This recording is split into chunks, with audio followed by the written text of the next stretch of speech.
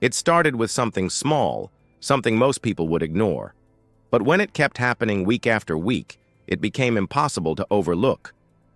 My mailbox wasn't just an accident victim. It was a target.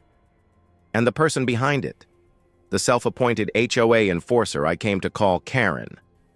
If you enjoyed dramatic real-life stories of justice served, make sure to like, comment, share, and subscribe to QZ Stories. Join our community where every tale has a twist you won't see coming. The first time my mailbox got knocked over, I chalked it up to bad luck. Maybe someone was distracted, maybe a delivery truck cut too close. But when it happened a second time within the same month, I felt the sting of suspicion. By the third hit, I knew it wasn't random. The tire marks always came from the same direction, the same angle, and the damage was always consistent. I decided to start watching. From my front porch, I could see the stretch of road that ran past my house. Sure enough, one late afternoon, I spotted her. Karen, the HOA board member who always had something to say about everyone else's property. She slowed her SUV just enough to accidentally clip the corner of my mailbox. The crunch was deliberate, her smirk through the tinted glass undeniable. At first, I tried to handle it civilly. I approached her during one of the HOA meetings and asked directly if she had any idea who might be responsible. She feigned shock, hand on her chest, insisting she would look into it. The following week, my mailbox lay bent at a new angle. Splintered wood scattered like confetti on my driveway. It was clear this was no coincidence, and no apology was coming. By the fifth time, I had replaced that mailbox so often I could practically do it blindfolded. But I was done being the neighborhood's quiet target. So, I dug in. I started researching state property laws, USPS regulations, and even local ordinances. To my surprise, mailboxes are considered federally protected property under U.S. law. Damaging one can lead to hefty fines and even criminal charges. That gave me confidence, but I wanted more than just legal paperwork. I wanted prevention. That's when I found it.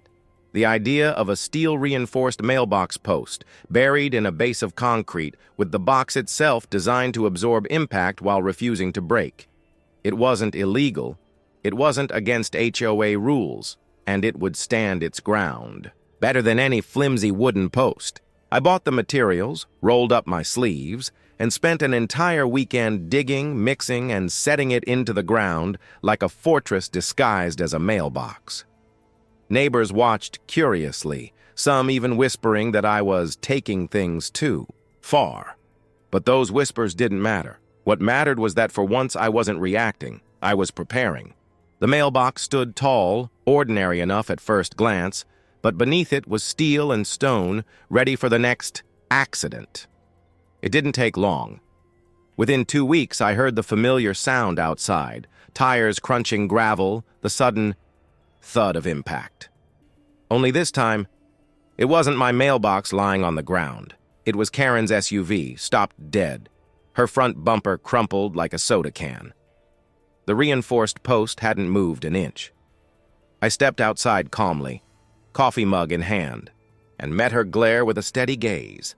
She shouted something about sabotage and unsafe property modifications, but the evidence was clear. My mailbox was standing firm, unharmed, while her car looked like it had kissed a wall. A couple of neighbors gathered, phones out, recording the aftermath. When she threatened to call the police, I welcomed it.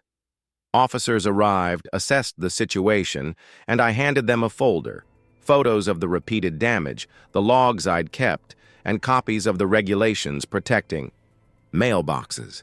The officers exchanged knowing looks.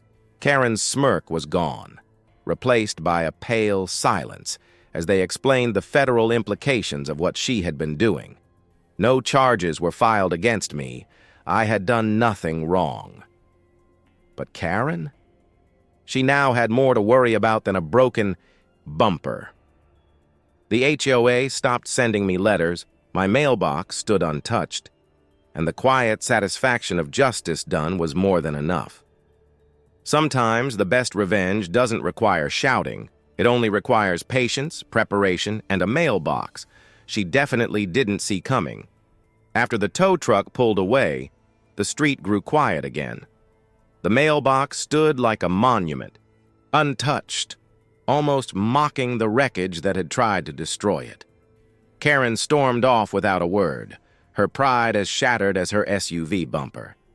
Neighbors gave me nods of approval. Some even clapped softly before heading back inside. For the first time in months, I felt a calm settle over my home, a peace that had been stolen by her petty vendetta. The HOA stopped sending me letters, as if they finally realized intimidation wouldn't work here anymore. Every morning after that, when I sipped coffee on my porch, I couldn't help but glance at the mailbox with a quiet smile. It wasn't just a mailbox anymore. It was a line. In the sand, a stand against harassment disguised as rules. In the end, justice didn't come from shouting or fighting. It came from patience, preparation, and letting her own actions expose her for what she really was.